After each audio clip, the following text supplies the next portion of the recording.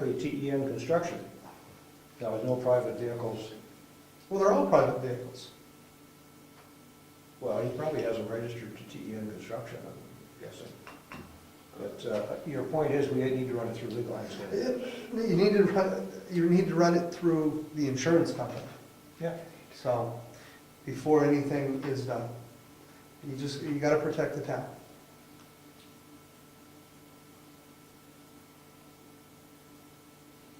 No, it may not be worth the money, to your point, you could work it into a relationship at no fee, I think the town could do it, if the issue is renting, right? No formal relationship. As long as he is utilizing that town shed to maintain the equipment that he utilizes to maintain the town's roads and infrastructure, it's not an issue, it's covered by our insurance. And he maintains the town's own equipment in there as well. I mean, the town owns the plows, the town owns the sanders, correct? And the tank. And we own the heater. And we own the heater and the Well, propane. the propane, you know, we have no way to tell how much is used, but they only turn the heat on when they're in there working. When they leave, they turn it off. Right. So it's actually little. Okay. So, but I mean, and that's just it. And if nobody had said anything last year about this, you know, it might not have been as big of an issue. But there was a big stink about it last year when we were putting it on the warrant. And they were very definite that it wasn't to relate to all of the town-owned property. Yeah. So, I just don't want to step on our own toes. Always a wise move. Anything else? Thank you, Ed. On that, no. Unless it's $1,000 a month, in which case we'll waive all those other requirements. Nope, I think if you would dive into the contract, that'd be great. That's one thing the ladders, everybody else. You've gotten a copy of it I had taken. It's on the email, Ernie sent me it. Okay, because I had sent it, once I got it back from the attorney, I sent it to the two selectmen and said, give me your thoughts before I send it to Ed. And I never heard back from them until today. So, I never saw it. but how'd you get it? I called the attorney. I got it. I sent it to Bill. Did you get it from me or from Clifton? I thought it was from Clifton. I don't know, maybe it was from you. Because I sent it to both of you at the same time. Never got it.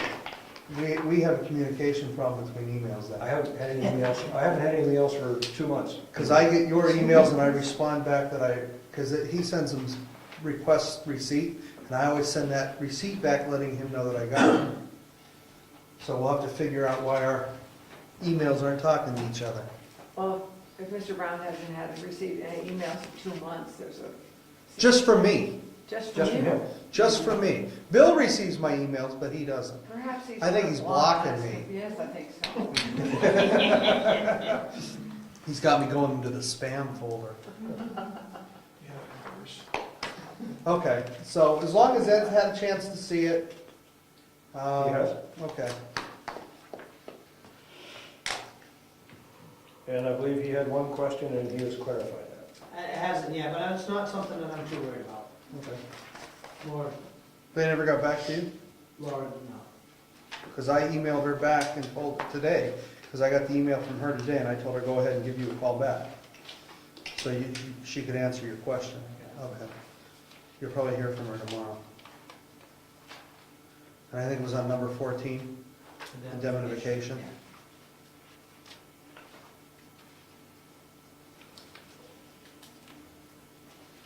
I'm good with it. The question that I had was on number 7, and a couple others where it says procedures as communicated by the town. I'm assuming the town meeting, or is the town selecting? Well, The town is a selectman. Where would that so be stated? we've written a policy. Well, no. In our last town meeting, the town of Brookfield voted to give the select board the authority to enter into a 3-year contract with our road agent. So by them giving us that authority, we now represent the town in this contract. The contract is between the town of Brookfield and Ed Nason, or 10 Construction, and the 3 selectmen are the, No, I know that's What am what you I- want, but I would just hate to say, well, I have to be told that the town, that's all. It's just- yeah, the authority was given to us at the last selectmen, or at the last town meeting when the warrant was done. And that's why the warrant was written the way it was written. Okay. And I'm assuming that's the reason the attorney wrote it the way she did. My other question, which I didn't think of till I drove to the driveway, is there a, which we did have in the, we don't have contracts, we've had contracts back when we were, back with your previous people, I know we had drawn up some contracts, but there was a way that if you backed out, is that in here, so much notice of cancellation, or for your sake, to renew the contract, which you don't know, it's canceled tomorrow.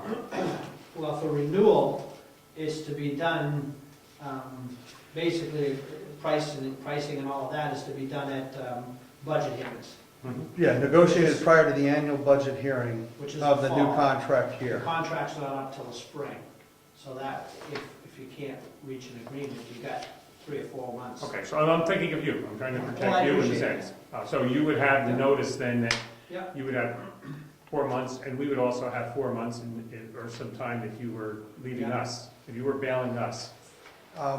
Do we have the time? There's actually, and number 8 is the termination clause, and it says, "This agreement may be terminated early for the following reasons by the town. If the contractor fails to perform her duties or materially breaches any obligation in the agreement, and the failure or breach is not corrected within 5 days of receiving written notice from the town, or if the contractor shall intentionally or deliberately refuse or neglect to comply with lawful instructions of the selectmen, or shall intentionally or deliberately refuse or neglect to carry out the duties prescribed by law for highway agents after written request by the selectmen, or if contractor is unable to provide the services in this agreement due to illness, death, disability, or any other reason not to perform, then by the contractor, if the town materially breaches any obligations in the agreement, and such breach is not corrected within 5 days of receiving written notice from the contractor, or if the town files bankruptcy,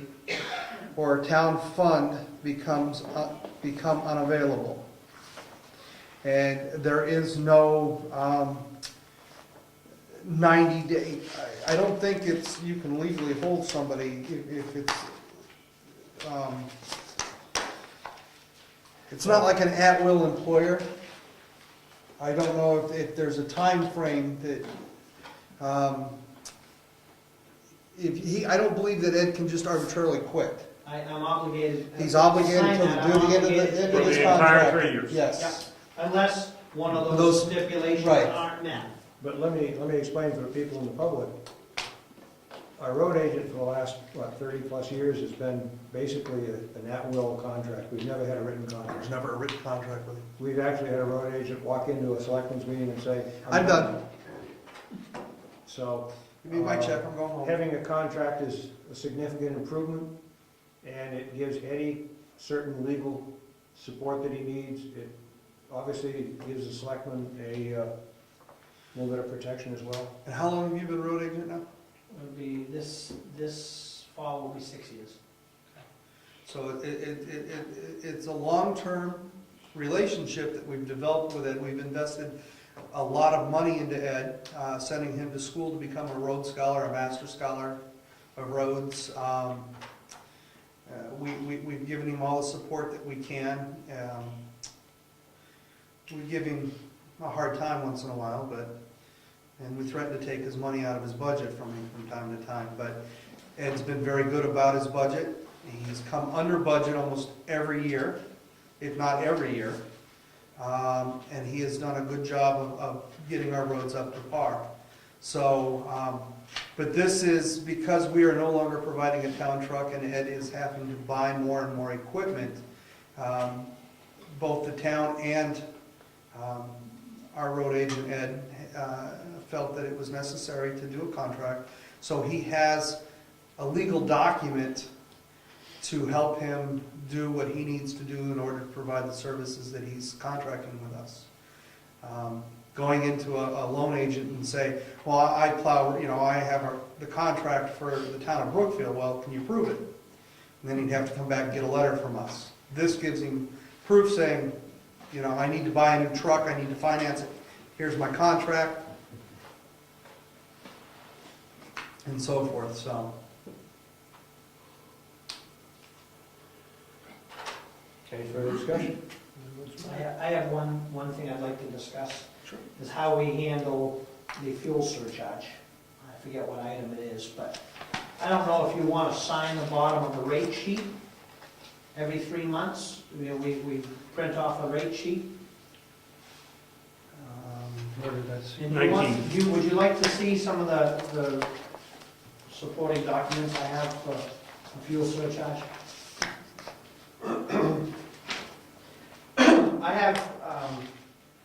I do have trouble finding people to, I'll just give you these these handy little packets.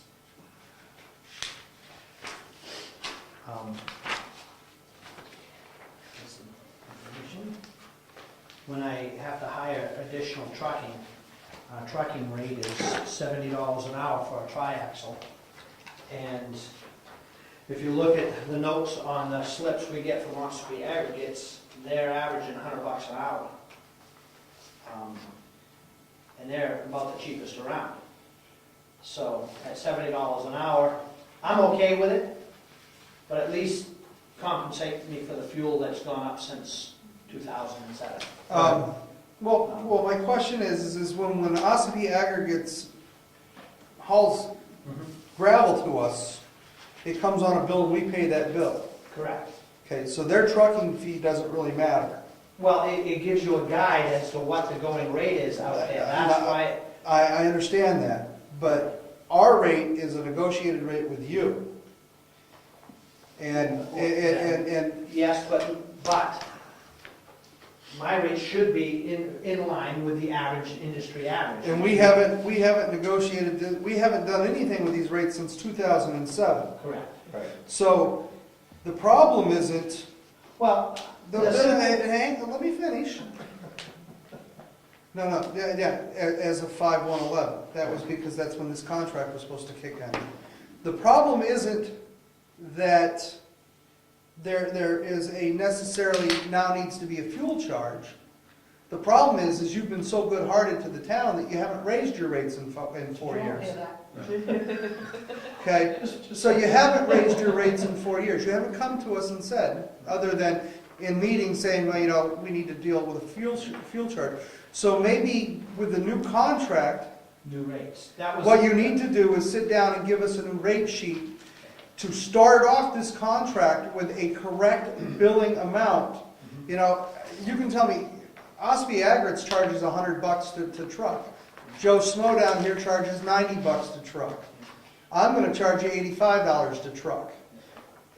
That I understand, but your rate sheet is what we're gonna pay you by. right. So you need to redo this and update it with the current fuel Well, that rates. was the option I was after. And bring it back to us so that when we sign this contract, this rate sheet can be dated to match this contract. And then every 3 months, we look at this. And that rate is the bottom rate.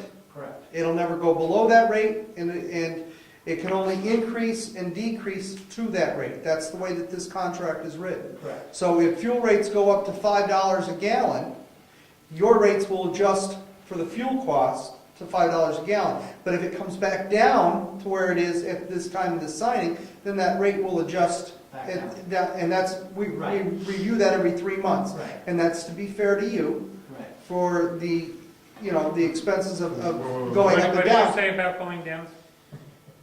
If the price of gas, and we can only pray that it does. Let's assume it's $4 now, just for the sake of No, argument. Okay, so if it goes up to $5 a gallon in the next 3 months, we adjust his rate Okay, to that's fine. reflect that $5 a gallon Right. rate. But in 3 months, it drops back down to $4, then that rate will drop back down to the original rate And it of goes to $4. It stays at what is negotiated on the contract at the time. That's the bottom That's rate. the contract, the rate sheet is the Bottom line. It will never drop below that I rate. don't have a problem with that. So I, So this, wait a minute,